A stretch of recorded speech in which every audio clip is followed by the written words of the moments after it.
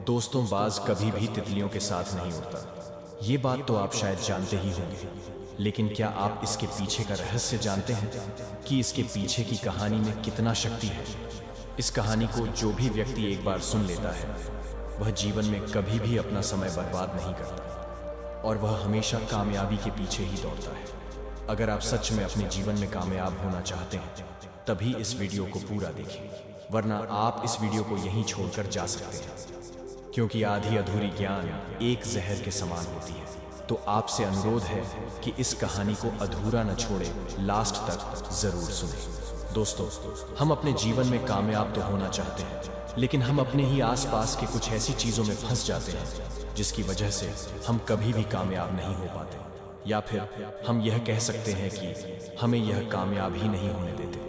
लेकिन दोस्तों, अगर आप सच में कामयाब होना चाहते हैं, तो आप एक बात का हमेशा गांठ बांध लीजिए कि बाज कभी भी तितलियों के साथ नहीं उड़ता। दोस्तों, आपने एक वाक्य तो सुना ही होगा कि अगर बाज की तरह उड़ना है तो आपको तितलियों का साथ छोड़ना होगा। दोस्तों, इसके पीछे की कहानी बहुत ही रोमांचक है, जिसे सुनने के बाद आप कामयाबी की ओर आगे बढ़ सकते हैं। दोस्तों, यह कहानी है एक बाज और एक तितली की। एक घने जंगल में एक बहुत ही विशाल बाज रहता था। उसी जंगल में एक सबसे ऊंचा पेड़ भी था, जिस पेड़ में उसका एक बहुत बड़ा घोंसला था। उसी घोंसले में वह बाज रहा करता था। तभी कुछ दिन बाद उस घोंसले में बाज ने एक अंडा दिया, लेकिन अभी उस अंडे में से बच्चा नहीं आया था। अंडे में से बच्चा आने में अभी काफी समय था। इंतजार करते करते बाज को काफी समय बीत गया। तभी एक दिन अचानक मौसम के परिवर्तन से वहां एक बहुत बड़ा तूफान आ जाता है। उस तूफान से बचना काफी मुश्किल था। तूफान इतना ज्यादा था कि वह अपने सामने किसी भी चीज को उखाड़कर फेंक दे। तूफान को देखकर बाज बहुत ही ज्यादा डर जाती है, क्योंकि उसे अपने अंडों के टूट जाने का डर होता है। वह अपने अंडों को तूफान में खोना नहीं चाहती थी। तूफान के बढ़ते हुए प्रभाव को देखकर बाज अपने घोंसले को अपने नुकीले पंजों से दबाकर कहीं दूर सुरक्षित स्थान पर ले जाने के लिए उड़ान भरती है। लेकिन कुछ दूर पहुंचने के बाद उसके पंजे से वह अंडा गिर जाता है और वह एक जंगल में खो जाता है। अंडा जंगल में खोने की वजह से बाज बहुत ही ज्यादा दुखी हो जाती है, क्योंकि वह अंडे को तूफान से बचाते हुए दूसरे सुरक्षित जगह पर ले जा रही थी, लेकिन वह रास्ते में ही खो जाती है। इसलिए बाज बहुत ही ज्यादा दुखी हो जाती है। अपने अंडे को ढूंढने के लिए बाज बहुत ही प्रयास करती है, लेकिन उसका अंडा कहीं भी नहीं मिलता।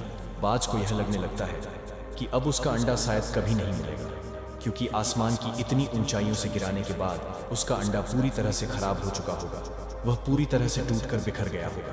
तभी बाज अपने आप को कोसते हुए उदास मन लेकर वहां से चली जाती है, लेकिन उसको ये खबर ही नहीं होता है कि उसका अंडा अभी भी सुरक्षित है, क्योंकि उसका अंडा जंगल के झाड़ियों में बहुत ही घने घास के बीच में गिरा था, जिससे कारण उसके अंडे को कुछ भी नहीं हुआ था। लेकिन उसको क्या पता था, उसका अंडा बहुत ही घने घास के बीच में छिपे होने से उसको दिखाई ही नहीं देता, जिसके कारण वह बाज वहां से वापस चली जाती है। कुछ दिन बीत जाने के बाद उस अंडे में से बच्चा बाहर आता है और आसपास देखने लगता है, तो आसपास का नजारा देखकर उसकी आंखें खुली की खुली ही रह जाती है, क्योंकि जिस स्थान पर वह खड़ा था वह पूरा इलाका तितलियों का था। उसे चारों तरफ वहां तितलियां ही तितलियां दिखाई देती हैं। उसे कुछ भी समझ नहीं आता। तभी उनमें से कुछ तितलियों का समूह उस बाज के बच्चे को देख लेते हैं, जिससे सारी तितलियां घबरा जाती हैं कि यह बाज का बच्चा यहाँ कैसे आया और यहाँ क्या कर रहा है।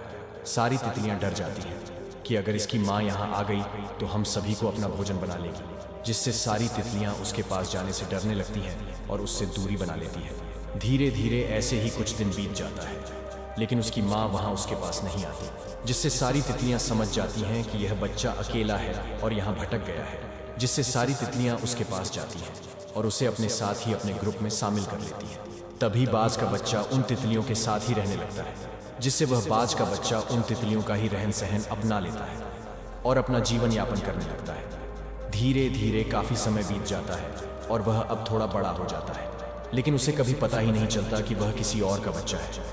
उसे यह लगता कि वह एक तितलियों का बच्चा है, लेकिन उसे एक बात हमेशा परेशान करती है कि वह इन तितलियों के जैसा क्यों दिखाई नहीं देता, वह इन सभी से अलग क्यों दिखता है। लेकिन फिर भी वह बच्चा पूरी तरह से तितलियों के रहन सहन में ढल चुका था। उसे ना तो शिकार करना आता था और ना ही ऊंचे ऊंचे उड़ान भरना। वह तितलियों के जैसे ही सिंपल अब शाकाहारी भोजन करता और जीवन यापन करता। वह तितलियों के समान ही दूसरे पक्षियों से बहुत ज्यादा डरता कि कहीं कोई उसका शिकार न कर ले, लेकिन उसे अपने शक्ति का अंदाजा ही नहीं था कि वह किसका बच्चा है और वह क्या कर सकता है।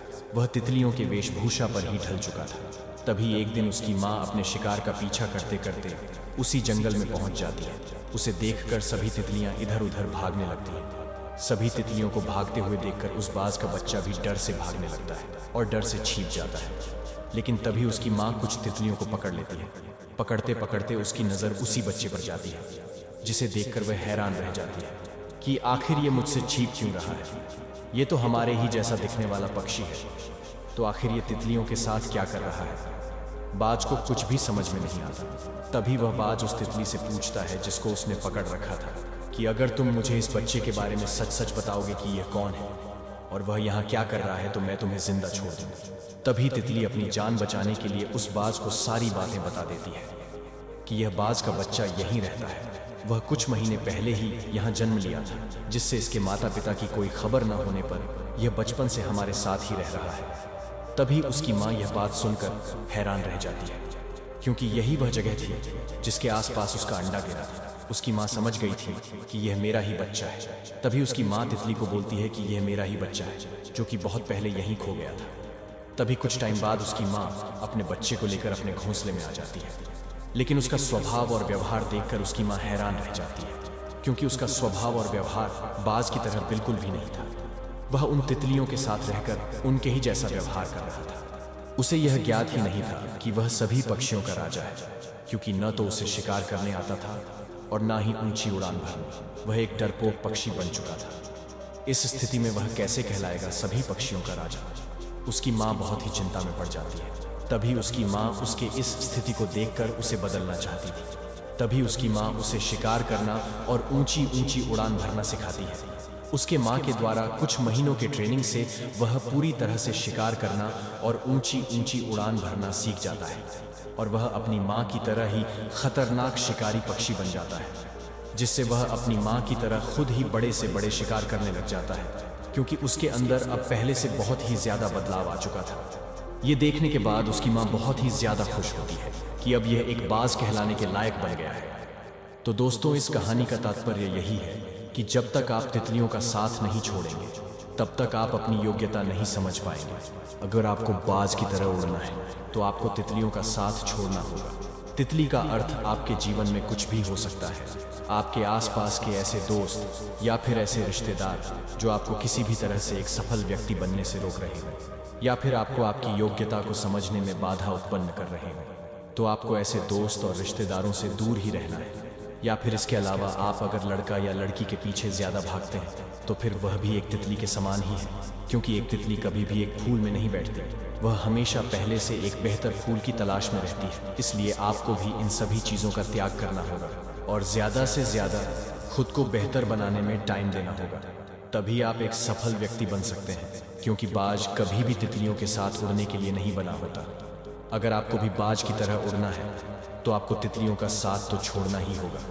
तभी आप एक सफल व्यक्ति बन सकते हैं और अपने सपनों को साकार कर सकते हैं। तो दोस्तों, आशा करता हूं कि आपको ये कहानी पसंद आया हो और आपको कुछ नया सीखने को मिला हो। दोस्तों, अगर वीडियो पसंद आया हो तो वीडियो को लाइक करके चैनल को सब्सक्राइब जरूर कर लें।